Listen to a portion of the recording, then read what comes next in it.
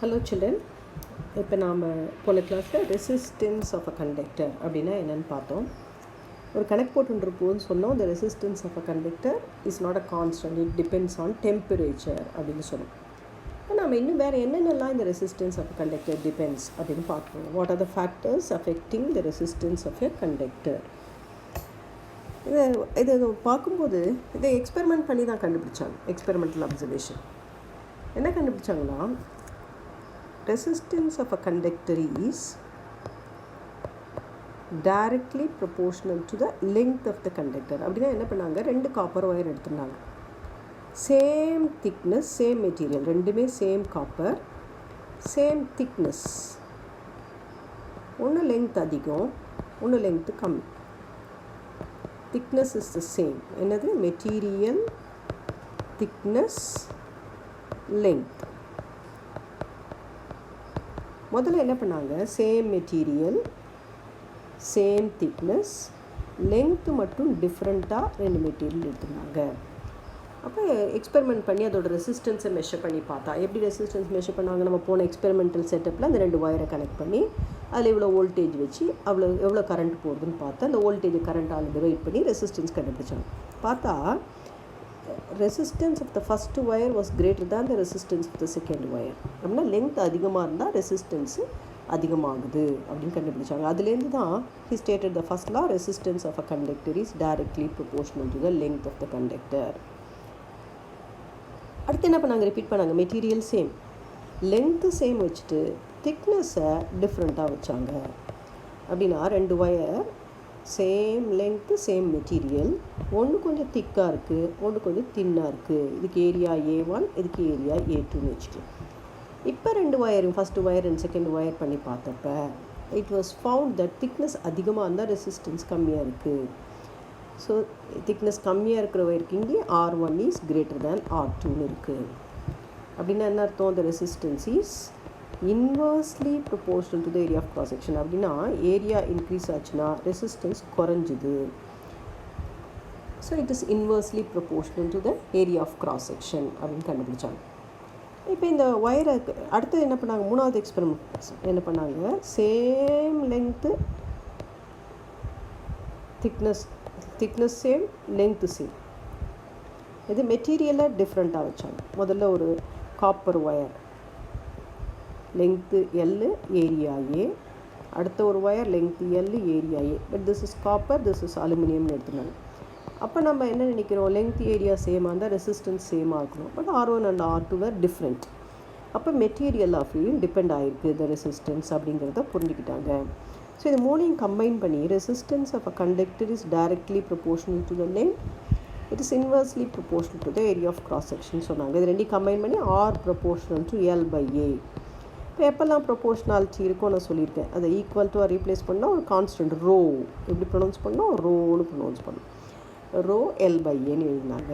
இந்த ரோவை தான் it's a constant of proportionality. அதுக்கு என்ன பேர் கொடுத்தாங்கன்னா specific resistance or resistivity of the material of the conductor. Resistivity of the material of the conductor. நல்லா கவனிச்சுக்கணும். ஆறுங்கிறது ரெசிஸ்டன்ஸ் ஆஃப் த கண்டக்டர், அந்த கண்டக்டருக்கு அது கான்ஸ்டன்ட். ரெசிஸ்டிவிட்டிங்கிறது மெட்டீரியலுக்கு constant, resistivity of the material of the conductor அப்படின்னு சொன்னாங்க. அப்படின்னா என்ன அர்த்தம், இந்த ஃபஸ்ட்டு கேஸில் லெங்க்த் மாற்றினாங்களா, ரெண்டு கேஸ்லேயும் R1 R2 resistance of first conductor is different from resistant of second conductor. ஆனால் resistivity of the first conductor and resistivity of the second conductor are same. ஏன்னா ரெண்டு கேஸ்லேயுமே ஒயர் காப்பராக இருக்குது. ஸோ இந்த ரெசிஸ்டிவிட்டிங்கிறது it is a constant for a given material. ரெசிஸ்டன்ஸுங்கிறது அந்த ஒவ்வொரு ஒயருக்கும் மாறும். ஸோ இப்போ சொல்லும்போதே resistance of a conductor, resistivity of the material of the கண்டக்டர்னு சொல்லணும். அப்படின்னா என்ன இந்த ரெசிஸ்டிவிட்டினா, அது டிஃபைன் பண்ணுவோம். The rho is equal to rearrange பண்ணி எழுதினா, ரோவை மட்டும் ஒரு சைடு வச்சுட்டு ஏவை இங்கே கொண்டு வந்து எல்லை இங்கே கொண்டு வந்தால் R A/L. So rho is equal to R A/L அப்படின்னா கிட்ட ஃபார்முலா வருது. if A is equal to 1 meter square, ஏரியாங்கிறதுல யூனிட் மீட்டர் ஸ்கொயர்னு வச்சுக்கணும். L is equal to 1 meter. இங்கே substitute பண்ணால் rho is equal to R. இதுலேருந்து அந்த ரெசிஸ்டிவிட்டியை நம்ம டிஃபைன் பண்ணலாம். Resistivity of the material of the conductor is equal to rho சொல்லும்போது என்ன சொல்லணும்? Resistivity of the material of the conductor is equal to the resistance. எப்போ அது ரெசிஸ்டன்ஸ்க்கு equal is equal to the resistance of the conductor. அந்த கண்டக்டருக்கு length 1 metre இருந்து area 1 metre ஸ்கொயர்டாக இருந்தால் தான் ரோவும் ஆரும் equal. So resistivity of the material of a conductor is equal to the resistance of a conductor of unit length and unit area of cross section. யூனிட்னா 1 இருக்கும். எந்த கண்டக்டருக்கு length 1 metre area 1 metre square இருக்கோ அந்த கண்டக்டருடைய resistance அந்த மெட்டீரியலினுடைய resistivity. சரி, ஃபார் எக்ஸாம்பிள் இப்போ ஒன்று காப்பருக்கு ரெசிஸ்டிவிட்டி கண்டுபிடின்னு சொன்னால் you have to take a copper wire. அதுக்கு லென்த் 1 மீட்டர் இருக்கணும், ஏரியா 1 மீட்டர் ஸ்கொயர் இருக்கணும். இதுக்கு நீ ரெசிஸ்டன்ஸ் கண்டுபிடிச்சா இந்த கண்டக்டருக்கு லென்த்து அது ரெசிஸ்டிவிட்டி ஆஃப் காப்பருக்கு ஈக்குவல் ஆகிடும். சப்போஸ் அலுமினியத்துடைய ரெசிஸ்டிவிட்டி கண்டுபிடின்னு சொன்னால் என்ன பண்ணி you have to take aluminium wire. எந்த ஒயர் எடுத்துக்கணும்? ஹூஸ் லென்த் இஸ் 1 மீட்டர், கரெக்டாக 1 metre length, area 1 metre square எடுக்கணும். அந்த பழைய எக்ஸ்பெரிமெண்டல் வெரிஃபிகேஷன் பண்ணுவோம் இல்லையா, அதில் கொண்டு போய் கனெக்ட் பண்ணணும். அதுலேருந்து அதோட resistance of this wire is equal to the resistivity of aluminium. சரியா? Resistivity of the material of a conductor is equal to the resistance of that conductor. அதுக்குன்னா கண்ட காப்பர் ஒயர்லாம் எடுத்துக்கூடாது. எந்த காப்பர் ஒயருக்கு 1 metre length 1 metre square area of cross section இருக்கோ அந்த copper ஒயருக்கு resistance கண்டுபிடிச்சா அது காப்பருக்கே ரெசிஸ்டிவிட்டிக்கு ஈக்குவலாக இருக்கும். நம்ம கரெக்டாக புரிஞ்சுக்கணும். ஸோ இப்போ நம்ம என்ன சொன்னோம்? ரெசிஸ்டிவிட்டினா என்னென்னு சொன்னோம்? ரெசிஸ்டிவிட்டினா என்ன சொல்கிறோம்? Resistivity of a material of a conductor is equal to the resistance of a conductor of unit length and unit area of cross section அப்படின்னு நம்ம சொல்கிறோம். ஸோ முதல்ல எப்பயுமே ஒரு டெஃபினிஷன் சொல்கிறோம். டெஃபினிஷன் சொன்னதுக்கப்புறம் ஃபார்முலா. ஃபஸ்ட்டு டெஃபினிஷன் சொல்லியாச்சு. ரெண்டாவது ஃபார்முலா. ரோக்கு என்ன ஃபார்முலா? ரோக்கு வியாகோட ஃபார்முலா RA/L. அடுத்து நம்பர் 3 என்ன சொல்லணும்? யூனிட் சொல்லணும். பார்க்கலாம். யூனிட் வேணும் என்ன பண்ணலாம்? ஆருக்கு ஒரு ஓம், ஏரியாவுக்கு ஒரு மீட்டர் ஸ்கொயர் டிவைடட் பை லென்த்துக்கு ஒரு மீட்டர். மீட்டர் அடிச்சுட்டா ohm metre is the unit for resistivity. சரியா? இந்த ரெசிப்ரோக்கல் ஆஃப் முன்னாடி பார்த்தோம் நம்ம ஆர்னா ரெசிஸ்டன்ஸ்னு சொல்லுவோம். இந்த ரெசிப்ரோக்கல் ஆஃப் ரெசிஸ்டன்ஸை கண்டக்டன்ஸ்னு சொல்லுவோம். கெமிஸ்ட்ரியில் அடிக்கடி யூஸ் பண்ணுவீங்க, ஞாபகம் வச்சு. Reciprocal of resistance is call conductance.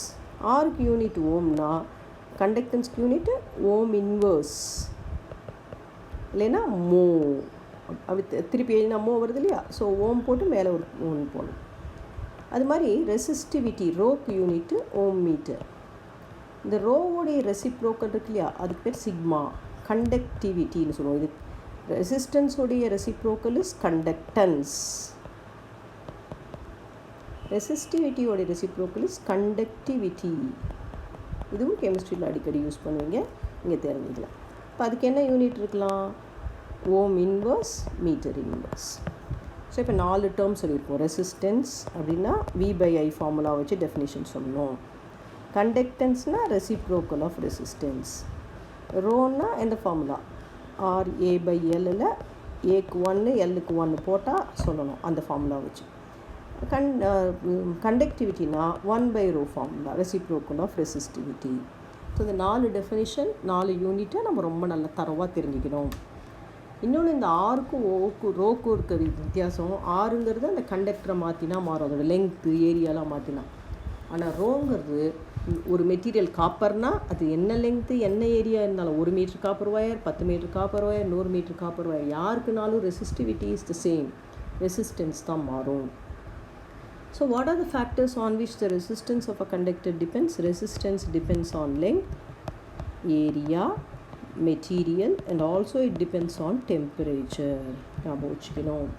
So these are the factors on which the resistance of a conductor depends. It depends on the length of the conductor, area of cross section, nature of the material, and also the temperature. The resistivity மெட்டீரியல்ஸை நம்ம conductors, insulators, semiconductors அப்படின்னு நம்ம classify பண்ணலாம். எந்த மெட்டல்ஸ்க்கெலாம், மெட்டல்ஸில் copper, aluminium அப்படிலாம் இருக்குது பார்த்தியா, metals copper, aluminium, silver, platinum, gold, இதுக்கெல்லாம் பார்த்தோன்னா ரெசிஸ்டிவிட்டி ரொம்ப லோவாக இருக்கும். இது ரோ 10⁻⁻8 ஓம் மீட்டர் தான் இருக்கும். இது மாதிரி ரெசிஸ்டிவிட்டி லோவாக இருந்தால் அதுங்களுக்கெல்லாம் பேர் கண்டக்டர்ஸ்.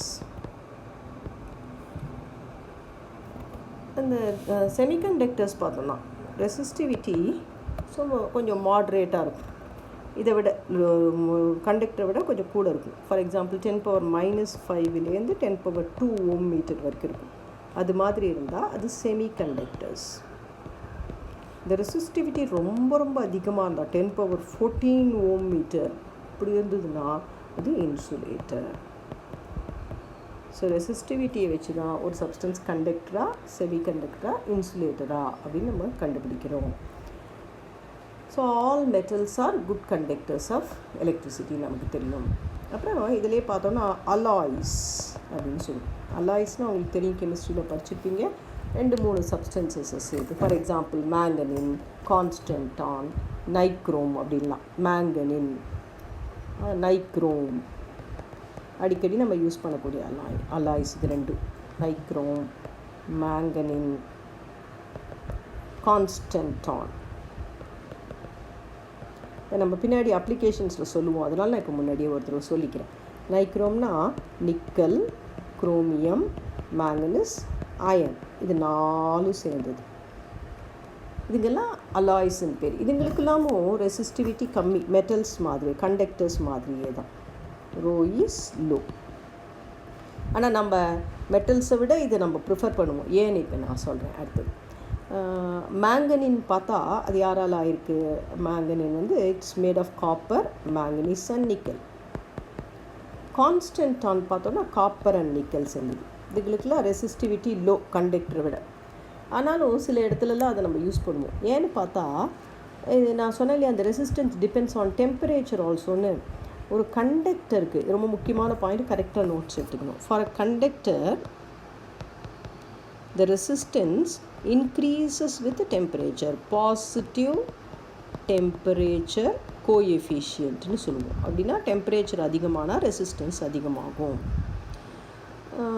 இப்போ நம்ம இதுக்கு பார்த்தோன்னா இன்சுலேட்டர்ஸ்க்கு பார்த்தோன்னா resistance will decrease as the temperature increases.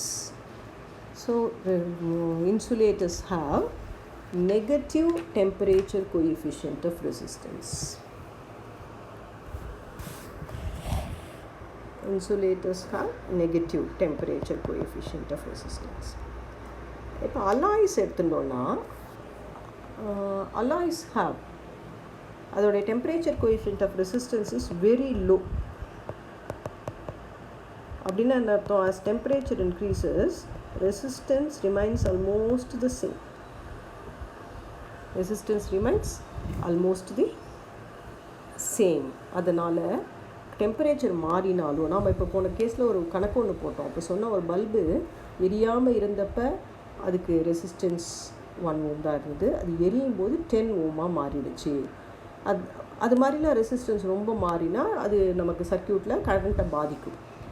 அப்போ இது மாறாமல் இருக்கணும் டெம்பரேச்சர் மாறினாலும். ஸோ இப்போ இந்த அலாய்ஸுக்கு தான் நம்ம பார்த்தோன்னா நியர்லி இண்டிபெண்ட், கொஞ்சோண்டு மாறும், ரொம்ப ரொம்ப கம்மியாக மாறும். அதனால் நாம் இந்த அலாய்ஸை ரொம்ப ப்ரிஃபர் பண்ணுறோம். Conductors have positive temperature coefficient. அப்படின்னா டெம்பரேச்சர் அதிகமானால் ரெசிஸ்டன்ஸ் அதிகமாகிடும், மாறிடும். Insulators have negative temperature coefficient. நம்ம இன்சுலேட்டர் ஒன்றும் நிறையா எங்கேயும் கரண்ட் எடுத்துன்னு போகிறதுக்கு யூஸ் பண்ணுறதில்ல. பட் கண்டக்டரை விட அலாய்ஸை நிறைய கேசஸில் நம்ம ப்ரிஃபர் பண்ணுவோம். அதுக்கு காரணம் என்னென்னா அதுங்களுக்கு temperature coefficient is very low.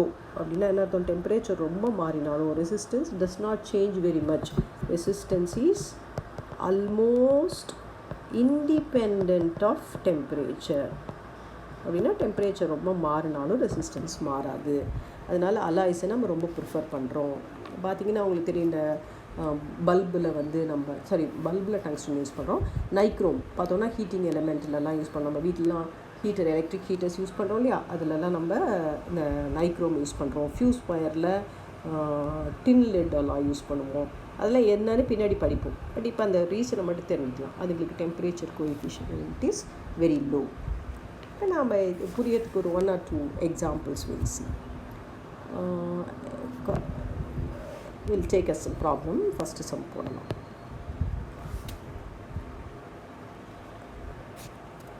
Calculate the resistance of 1 kilometer long copper wire. So length of the wire is 1 kilometer னு கொடுத்துருக்காங்க. அப்படின்னா 1000 meter, 10 power 3 meter. Of radius r is equal to 1 millimeter. அப்படின்னா என்ன, 1 into 10 power minus 3 meter. Resistivity of copper is 1.72 into 10 power minus 8 ohm meter. நான் சொன்ன conductors இல்லையா, அதனால் ரொம்ப லோ ரெசிஸ்டிவிட்டி. இப்போ நம்ம ரெசிஸ்டன்ஸ்க்கு என்ன formula, R is equal to rho L by A. இங்கே ஏவே இல்லையே, இங்கே ரேடியஸ் ஆர்னு கொடுத்துருக்காங்க, pi R square area of cross section. So rho L by ஒரு ஒயர் அப்படி சைடில் பார்த்தோம்னா அது கிராஸ் செக்ஷன் சர்க்குலராக இருக்குது, அதனால் அந்த ஏக்கு நம்ம பை ஆர் ஸ்கொயர்னு போட்டுக்கலாம். ஸோ இப்போ வேல்யூஸை சப்ஸ்டியூட் பண்ணலாம். ரோக்கு பதிலாக 1.72 into 10 power minus 8, லெங்க்த்துக்கு பதிலாக 10 power 3 டிவைடட் பை பைக்கு பதிலாக 3.14, ஆர் ஸ்கொயருக்கு பதிலாக 1 into 10 power minus 3 the whole square. So இதை கொஞ்சம் வேல்யூக்கு சரியாக அடிக்கிற மாதிரி இல்லை இல்லையா, நம்ம சிம்பிளிஃபை பண்ணணும். முதல்ல 10 பவர்லாம் ஒன்றா பண்ணிடலாம். 1.72 by 3.14 வச்சுக்கலாம் இன்ட்டு 10 பவர். 10 பவர் பார்க்கலாம், -8 + 3 மேலே நியூமினேட்டரில், டினாமினேட்டரில் -6 இருக்குது. அது அப்படியே நான் மேலே எடுத்துன்னு போனால் +6 ஆகும். அப்படின்னா என்ன இருக்குது, -8 + 9 அப்படின்னா +1, 10 power 1. ஸோ இதை நான் டிவைட் பண்ண அப்ராக்சிமேட்லி 0.548 வருது into 10 power 1. So this is 5.48 ohm. So போடும்போது கணக்கு நம்பர்லாம் ஒரு சைடு கொண்டு வந்துடணும், பவரெல்லாம் 10 பவர்லாம் ஒரு சைடு எடுத்துகிட்டு போயிட்டா கணக்கு போட ஈஸியாக இருக்கும். 2 copper wires of length A and B. இப்போ இப்படி இருந்தால் டேட்டாவை இப்படி ஃபஸ்ட்டு ஒயர் செகண்ட் ஒயர்னு எழுதிக்கணும். என்ன கொடுத்துருக்காங்க, length first ஒயரோட length 30 meter. 2 copper wires A and B of length 30 meter and 10 meter have radii, so radius கொடுக்குறாங்க 2 centimeter and 1 centimeter respectively. Compare the resistance of the 2 wires. இதுக்கு resistance R1 வச்சுக்கலாம், இதுக்கு R2 வச்சுக்கலாம். Compare the ரெசிஸ்டன்ஸ்னால் R1 by R2 கேட்குறாங்க. பார்க்கலாம் எப்படி போடலான்னு சொல்லிட்டு. ரெண்டுமே காப்பர் ஒயர்னு கொடுத்துட்டாங்க. This is copper, this is also copper. அப்போ இதுக்கு rho 1 is equal to rho 2. இப்போ ஆருக்கு ஃபார்முலா என்ன எடுத்துக்கலாம், முதல்ல R is rho L by A. அப்போ R1 வேணும்னா ரோ 1 L1 by A1. R2னா ரோ 2 L2 by ஏக்கு பதிலாக கூட நம்ம இங்கே ரேடியஸ் தான் கொடுத்துருக்கனால will take it as pi R square, pi R1 square, இது பை R2 ஸ்கொயர். ஆனால் R1 by R2 வேணும்னா இதை டிவைடு பண்ணினா rho 1 L1 by pi R1 square divided by, அப்போ இதை உல்ட்டா பண்ணி போட்டுக்கிறேன், into pi R2 square by rho 2 L2. சரி, ரோவே தான். இந்த ரோ 1 ரோ 2வை நான் என்ன பண்ணிக்கலாம், ரோலே மாற்றிக்கலாம். I can change it as rho itself. ஏன் அப்படி பண்ணுறேன், ஏன்னா ரெண்டு பேருமே காப்பர் ஒயராக இருக்கிறதுனால ரோ 1 ரோ 2 இருக்கிறதுனால ரோ போட்டுக்கிறேன். பை கேன்சல் பண்ணிடலாம், ரோ கேன்சல் பண்ணிடலாம். ஸோ வாட் யூ ஹாவ், இந்த எல்லாம் ஒன்றாக்கிக்கலாம், L1 by L2 into R2 by R1 the whole square, R2 square by R1 square அப்படி எழுதிக்கிறேன். சப்ஸ்டியூட் பண்ணலாம். L1க்கு பதிலாக 30, you have instead of L1 30 divided by L2 எவ்வளோ 10 கொடுத்துருக்கு, இன்ட்டு R2 எவ்வளோ கொடுத்துருக்கு 1 by 2, 1 centimeter by 2 centimeter the whole square. So இதை அடித்தா 3, so 3 into 1 by 4 which is equal to 3 by 4. So R1 by R2 is 3 by 4. இப்போ யாருக்கு resistance கம்மியாக இருக்குது, R1 is lesser than R2. So இது மாதிரி கொடுத்த டேட்டாவை கரெக்டாக எழுதிட்டா நமக்கு ஒன்றும் பிரச்சனை. இன்னொரு கொஷின் பார்க்கலாம். 4 ohm wire is double. ஒரு wire இருக்குது அதுக்கு 4 ohm resistance. It is doubled on it அப்படின்னு சொல்கிறாங்க. Calculate the new resistance. Doubled on it அப்படின்னா என்ன அர்த்தம்? இதுக்கு இப்போ சப்போஸ் நான் டபுள்டுனா அப்படியே இப்படி மடிக்கிறாங்கன்னு அர்த்தம், ரெட்டையாக மடிக்கிறாங்க. டபுள்டு அப்படின்னா ரெண்டாக மடிக்கிறதுன்னு அர்த்தம். அப்போ என்ன ஆகும் டபுள் பண்ணினா? முதல்ல லெங்த் L1 ஏரியா A1 இருந்தது வச்சுக்கலாம். இப்போ லெங்த் என்னாச்சு? L2 குறைஞ்சி போச்சு, L1/2 ஆச்சு. ஏரியா என்னாச்சு? அப்படியே திக்னஸ் அதிகமாகிடுச்சு. பார்க்கலாம், A2 வந்து becomes 2 times A1 ஆயிருக்கு. So before doubling, after doubling அப்படின்னு ரெண்டு வச்சுக்கலாம் case. So before doubling length L1னா after doubling L2 which is equal to L1/2. Before doubling area A1 இருந்தால் ஆஃப்டர் டபுளிங் A2 ஆயிருக்கு 2A1 2 times. Before doubling resistance R1 4 ohmனு வச்சுக்கலாம். After doubling resistance R2 அதுதான் நம்ம கண்டுபிடிக்கணும். பட் ரெண்டு கேஸ்லேயுமே specific resistance என்ன சேம், அதே ஒயர் தான், மெட்டீரியல் மாறலை. இப்போ பார்க்கலாம், R is equal to ρL/A. அப்போ R1க்கு ஃபார்முலா ρL1/A1, R2க்கு ஃபார்முலா ρL2/A2. இப்போ R2 இது ஈக்குவேஷன் 1, ஈக்குவேஷன் 2ன்னு வச்சுக்கலாம். Divide equation 2/1, left hand side will become R2/R1. Right hand side பார்க்கலாம், அப்படியே அடிக்க முடிஞ்சால் அடிக்கலாம், ரோ முடியலன்னா போட்டு கூட செய்யலாம். ρL2/A2 into A1/ρL1. ரோ அடிச்சிடலாம். So you have R2/R1 is L2/L1 into A1/A2. So R2 மேலேருந்து பார்க்கலாம், எதெல்லாம் தெரியும்? R1 தெரியும் 4, R1 இஸ் 4. L2/L1 இங்கே பார்க்கலாம், இதை ரீஅரேஞ்ச் பண்ணால் L2/L1, இந்த L1 இந்த சைடு கொண்டு வந்துட்டால் 1/2 into A1/A2. இது A1 இந்த சைடு இருக்குது, A2 இந்த சைடு கொண்டு வந்தால் A1/A2 is 1/2. So this is 1/4. அப்போ R2 வேணும்னா இந்த 4 அந்த சைடு எடுத்துன்னு போனால் 4/4 ஈக்குவல் டு 1 ohm. ஸோ ஒயரை ரெண்டாக மடித்தா அது ரெசிஸ்டன்ஸ் 1/4 குறைஞ்சிருக்கு. ஸோ கணக்கு அப்போ டபுளிங்னா என்னென்னு கரெக்டாக புரிஞ்சுக்கணும்.